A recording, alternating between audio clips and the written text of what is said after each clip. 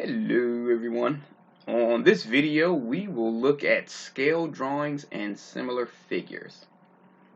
Okay, so let's say if you have a large object and instead of creating a large object to I guess you could say present, so if you wanted to present a new model car, instead of building an actual car, you can build a smaller model of a car where all the parts are proportionate.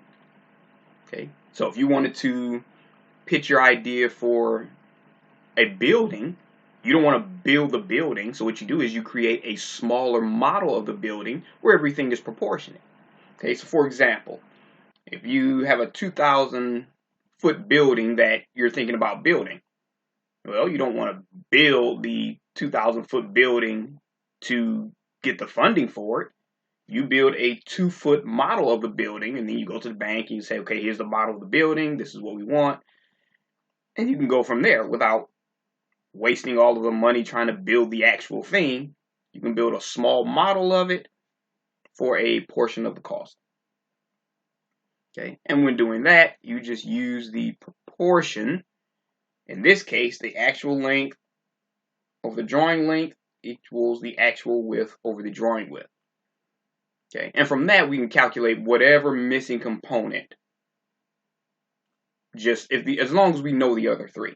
Okay, now it won't actually be, in every case it won't be length, it won't be width, it won't be height. It'll vary. Okay, so I'll give you a few examples of how the wording will vary for this actual proportion method. All right, so if you're still writing, of course, feel free to pause it and finish up. But we're going to go ahead and start on our first example. Okay, so let's say for the similarly shaped triangles, okay, you have two of them, same shape, just different sizes. Set up a proportion to solve for the unknown side. So here you have 18, you have the unknown side h, and that could be h, it could be b, it could be any letter or variable whatsoever. It just happens to be h here. And you have 15 and you have 10. All right. Now to solve this, I'm going to go ahead and redraw it real quick. It doesn't have to be perfect.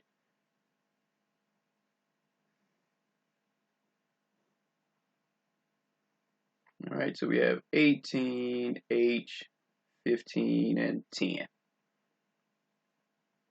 All right, so what I do is I just look at, especially for a triangle, I look at which side it's on.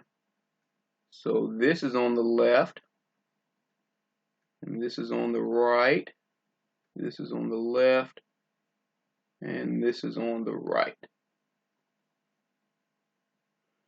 Okay, so that gives me a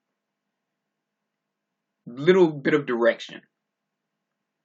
Okay, because what we're going to do is we're going to compare the left and the right to the left and the right sides of the triangles. Okay, so this one's going to compare the left and right to this one, and this is going to compare the left and right to this one. Okay, so here you have your left side, which is 18, and your right side, which is h. So you have 18 over h is proportionate to this side. The left is 15, the right is 10. 15 to 10. And then we do our cross multiplication. Again, you don't have to put left, right. You can put whatever description you want. Okay, so you have 15 times h. Move this up a little bit. 15 times h equals 18 times 10. Okay, so we go ahead and simplify it. So 15 times h is equal to 180. If we divide both sides by 15, we get h equals 12. Okay, so that unknown value will be equal to 12 if we want these two triangles to be proportionate. All right. So if you're still writing, of course, feel free to pause it. But we're going to go ahead and move on to our next example. Oops. Here we go. All right. So for this example, we want to set up a proportion to find the missing side. So you have 54, 48, 36, and the missing side is 8.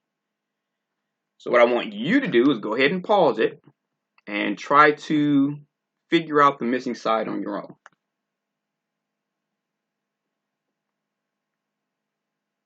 All right, so assuming you're already done, so let's go ahead and verify.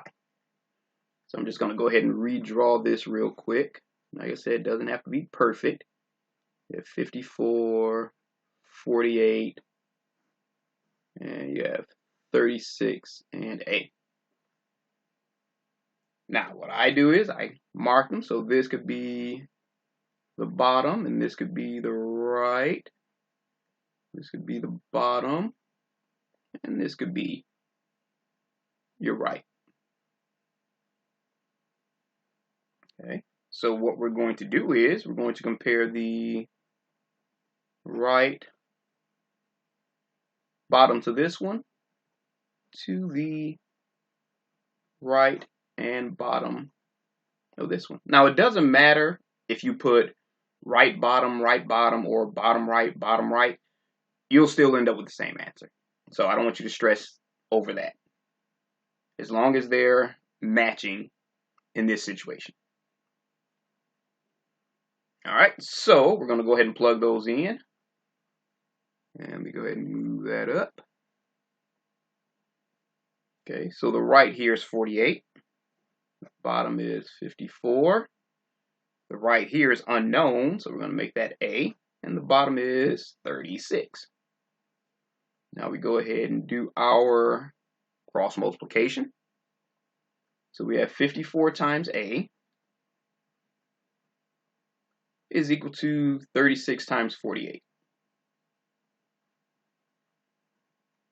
Oops. All right, so we go ahead and multiply the right side. Move that up a little bit. So that means 54A is equal to 1,728. If we divide both sides by 54, we have A is equal to 32. So we know that our missing side is equal to 32 if we want those two to be proportionate. Okay. All right, so if you are still writing, feel free to press pause, but we're going to go ahead and move on to our next example. Oops.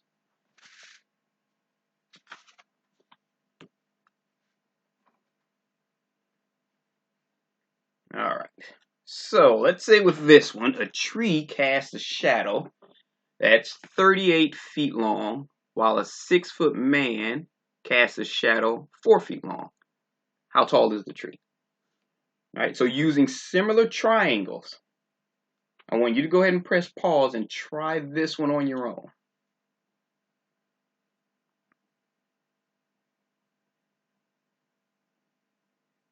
All right, so assuming you've pressed pause and worked this one out. So what we're going to do is we're going to draw a little bit of a picture here. Okay, so let's say we have our sun up there, and you have a tree right here. And you have the shadow of a tree. And let's draw that out. Shadow of a tree. Okay, so we know a tree. We don't know how tall the tree is, but it's H. And the shadow of the tree is 38 feet long. And we also know that a man that's 6 feet tall, give him a little hat. Okay, so we know, let me move this over a little bit, that this man is 6 feet tall And he has, let's say this is his shadow here. And on his shadow, he has a little shadow hat. Let's say his shadow is 4 feet tall. Okay, so that means if we want to just make a little similar triangle thing here, we can make this H and this 38, and we can make this 6 and this 4 if we wanted to solve for H, because we have our height and our left and our bottom and our left and our bottom. All right, or if you wanted to just stick with this, you could just go height shadow equals the height shadow. Okay, so this one is represented here. Like I said, either way can be represented. Okay, so we know here that this height is unknown, and the shadow is 38 feet. And we know this height is 6 feet, and the shadow is 4 feet. Okay, so now we can go ahead and cross multiply. So yeah, 4h equals 38 times 6. Okay, so it gives us 4h equals, once we multiply those two, we have 228. Divide both sides by 4, and we will have h equals 57 feet as the height of our tree.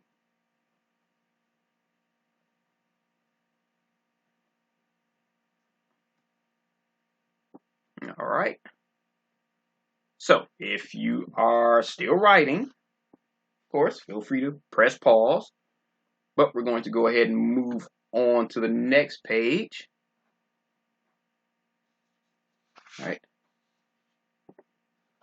Now with this page, there we go, should be in this order. All right, so now when you have inverse proportions, we're going to use that if one value increases as another one decreases, or vice versa. If one's decreasing as the other one's increasing, that's when we're going to use inverse proportions. And I'm going to give you a couple of examples of how that will look. All right, so if you're writing this, press pause, but we're going to move on to the example of inverse proportions.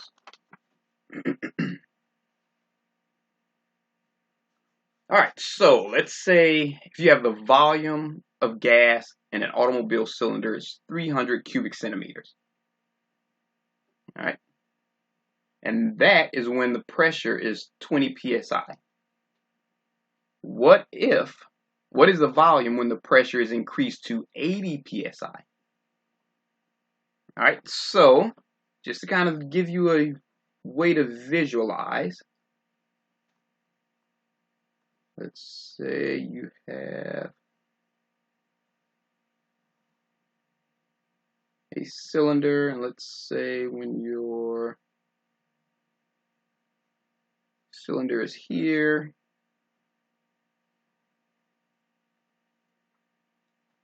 you have 20 psi. This amount of space here is 300 cubic centimeters. But let's say you have that same cylinder,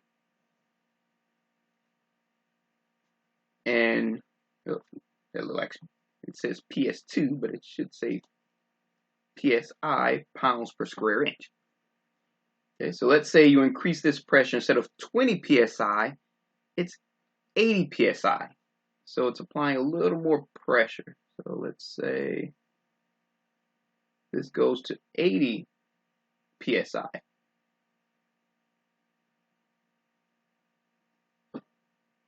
So that means the amount of actual volume decreases. So we have an unknown number of cubic centimeters, but we know that as the pressure increases, the cubic centimeters decrease. Okay, so they're not growing and decreasing at the same rate. So that means that we're looking at an inverse proportion. Okay, so we see there, as pressure increases, the volume decreases. So that means if you use just the volume pressure equals volume pressure proportion, that would be incorrect because they're not growing at the same time.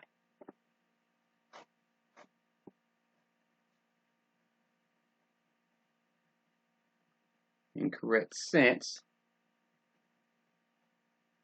the volume and pressure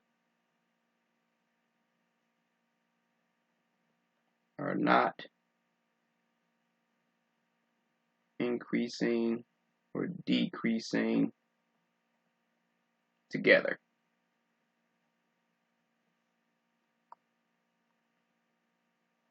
All right, so what we do here is we inverse our proportion. So that means you have your secondary volume over your initial volume, which is equal to your initial pressure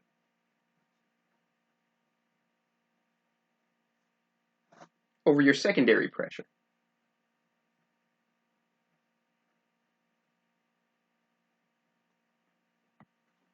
All right, so this is the inverse proportion formula that you would use, at least for this particular problem. Like I said, it would change depending on the problem and what's being presented to you. Okay, so one thing we know before we even start, though, is that if you notice, as your pressure increases, your volume decreases. So that means we know our volume is going to be less than 300 cubic centimeters. Okay, because it has to be smaller than the volume that we started with. Okay, so if you solve the problem and you see that, okay, well, how can we start with 300 and end with, 500 or something like that? So then, okay, I did something wrong. Let me try to, use inverse proportions. All right, so now we'll go ahead and plug these in. Okay, so we know our secondary volume, our volume here is unknown, so we're going to just use that as V. Okay, our initial volume, we know that's here, that's 300. Equals, we have our initial pressure, which is 20 psi, and our secondary pressure, which is 80.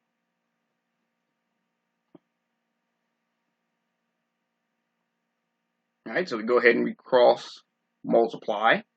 So 80 times V equals 20 times 300. Okay, 20 times 300 is 6,000. So we know that 80 times V equals 6,000.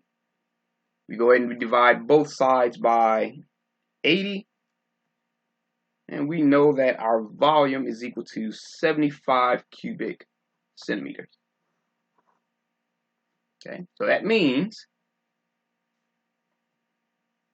since 20 psi will give us 300 cubic centimeters, 80 psi will give us 75 cubic centimeters, because as the pressure increases, the volume will decrease.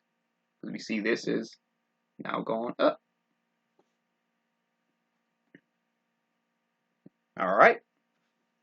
So if you are still writing, of course, feel free to press pause, but we're going to go ahead and do one more example.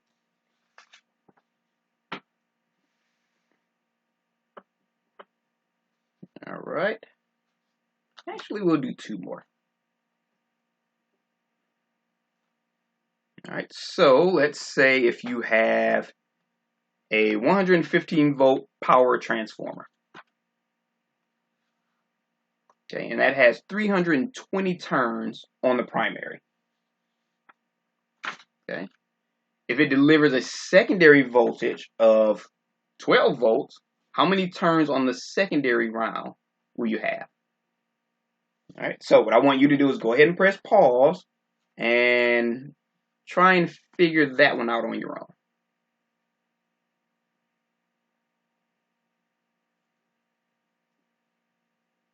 All right, so assuming you've pressed pause and started this one on your own.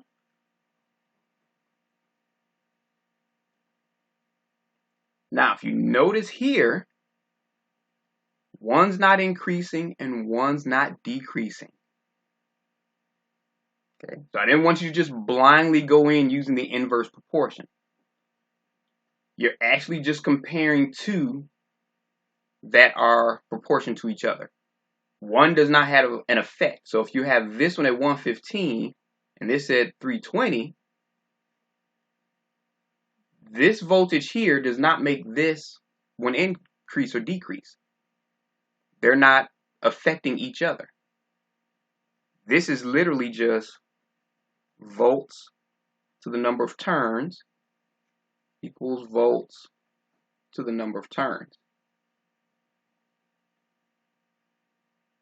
All right, so you want to be careful. You want to make sure you're not just using the proportion just because. I mean, the inverse proportion just because. You want to know the reason why you're using it. Okay, so in this case, you have 115 volts. That's 320 turns. And you have 12 volts, which is an unknown number of turns, which is T.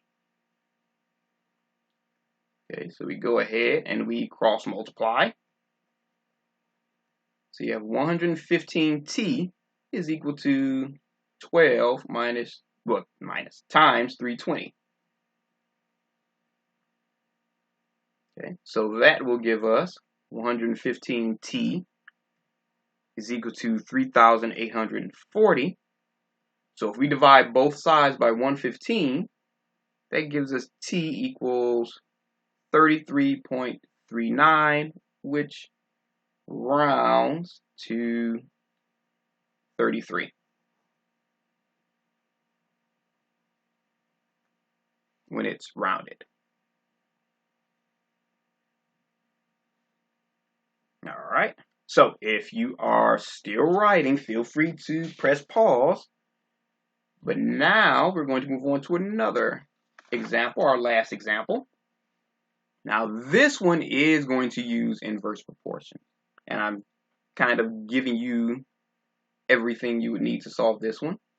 Okay, so a pair of belted pulleys have diameters of 20 inches and 16 inches respectively. If the larger pulley turns at 2,000 RPMs, how fast will the smaller pulley turn? Okay, now with this one, you have to remember when the larger pulley spins once, the smaller pulley will spin more than once. Okay, so they are directly affecting each other. Okay, so let's say you have your larger pulley here, and your smaller pulley there.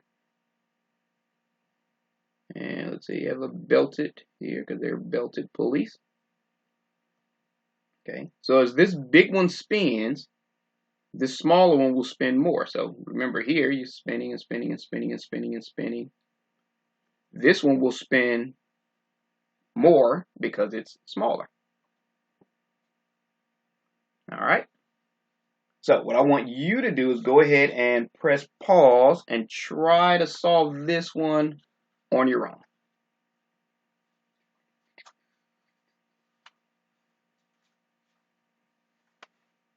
All right, so I'm assuming you've gone ahead and solved this one. So let's go ahead and verify your answer.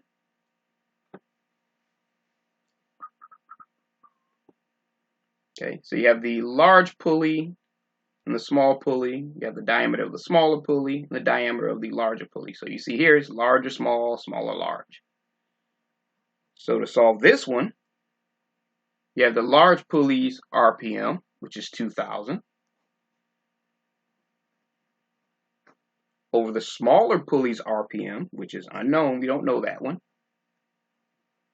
And you have the diameter of the smaller pulley, which is 16 inches, and the diameter of the larger pulley, which is 20 inches. All right, so we can go ahead and cross multiply. So you have 16 times x equals 20 times 2,000. Okay, so that means that 16 times x will equal 40,000. Okay, so if we divide both sides by 16, that means that x will equal 2,500 RPMs, rotation or revolutions per minute. Okay, so that's your smaller pulley RPM.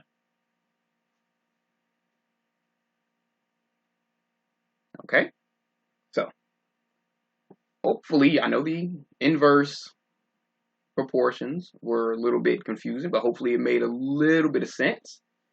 And I will see you on the next video.